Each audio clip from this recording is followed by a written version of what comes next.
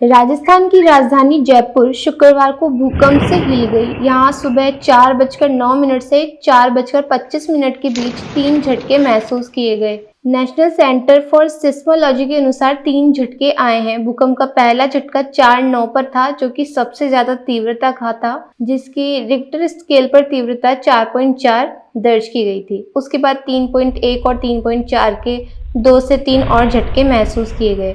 एक के बाद एक आए भूकंप के झटकों ने लोगों को दहशत से भर दिया। लोगों को घर से बाहर निकलकर दौड़ना पड़ा। सड़कों पर लोगों की भीड़ जमा हो गई और चारों तरफ लोग सिर्फ भूकंप की चर्चा कर रहे थे। ये वो समय था जब शहरवासी नींद में थे, लेकिन सेकंड भर के झटकों ने लोगों की नींद उड़ा दी। लोगों ने बताया कि पंखे इतनी तेज हिल रहे थे कि कभी भी गिर जाएंगे। भूकंप से आने के पहले और भूकंप के दौरान कई लोगों ने काफी तेज आवाजें भी सुनी थी। आवाजें बहुत ज्यादा डरावनी थी। ऐसा लग रहा था जैसे कोई जहाज पानी में डूब रहा हो या कोई बहुत बड़ी सी बिल्डिंग या चारों तरफ विस्फोट हो रहे हो। लोग डर के कारण बाहर बैठकर सड़कों पर ही हनुमान चालीसा के पाठ करने लग गए। भीड़ इतनी इकट्ठी हो गई कि जयपुर की फेमस गुलाब जी चाय के यहाँ पर लोगों की भीड़ चाय पीने के लिए जमा हो गई। अब सवाल यह है कि आखिर ये भूकंप आता क्यों है और कैसे पता चलता है? कैसे पता चलता है कि भूकंप की तीव्रता कितनी है? पृथ्वी के अंदर 7 प्लेट्स हैं जो लगातार घूमती रहती हैं। जहां ये प्लेट्स ज्यादा टकराती है वह जोन फॉल्ट लाइन कहलाता है।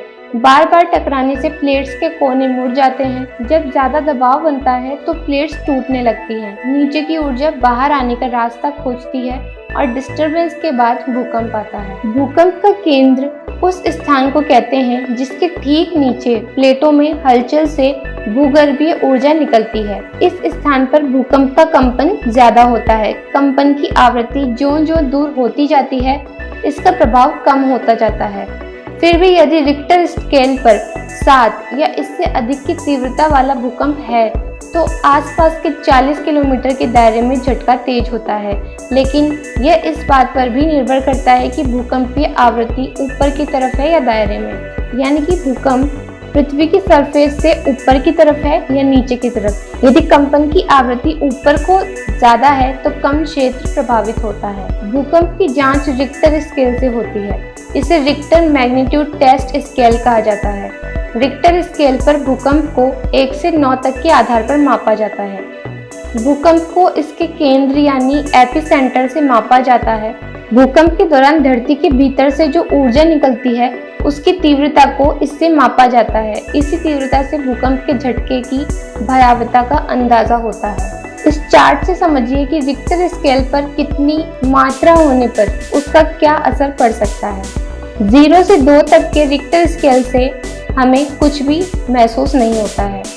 2 से 3 तक अगर रिक्टर स्केल पर मात्रा आती है तो हमें हल्का कंपन महसूस होता है, जिससे शायद अगर आप सो रहे हो तो आपको पता भी नहीं चलेगा। 3 से 4 के बीच में यदि रिक्टर स्केल पर मात्रा आती है तो प्रतीत होता है कि जैसे कोई ट्रक आपके नजदीक से गुजर जाए, ऐसा आपको महसूस होता है। 4 से 5 के बीच में खिड़कियां टूटना स्टार्ट हो जाती है और दीवारों पर टंगी हुई फ्रेम गिरना शुरू हो जाती है।